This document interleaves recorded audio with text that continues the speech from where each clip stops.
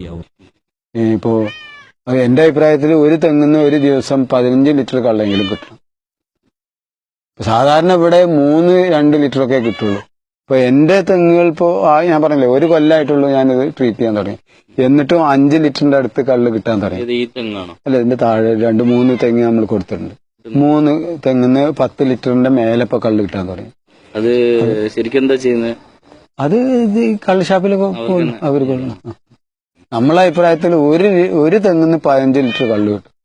15 litre കള്ള് എന്ന് പറഞ്ഞാൽ പണ്ട് വെള്ളക്കാരന്റെ കാലത്ത് പോലും ചെത്തുന്ന കള്ളിന്റെ പകുതി ഉടമസ്ഥനുള്ളായിരുന്നു.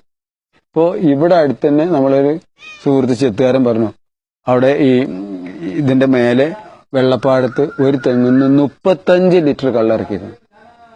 35 ലിറ്റർ കള്ള് 30 രൂപ വെച്ചിട്ട് എത്ര രൂപയായി?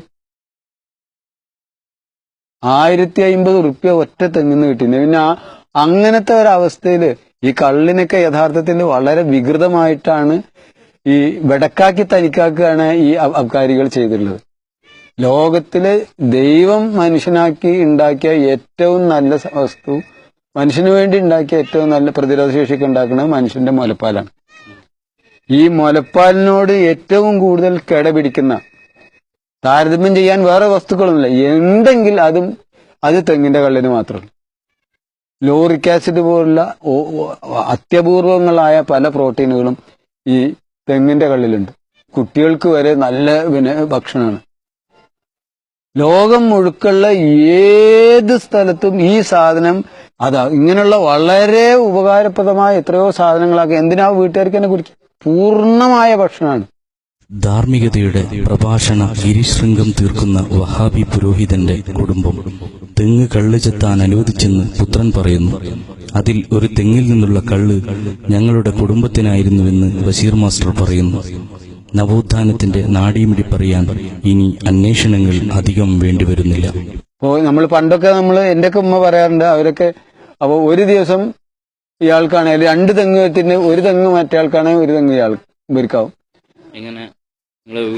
വീട്ടില് നമ്മളൊക്കെ വീട്ടില് ചെത്തിയിരുന്നു.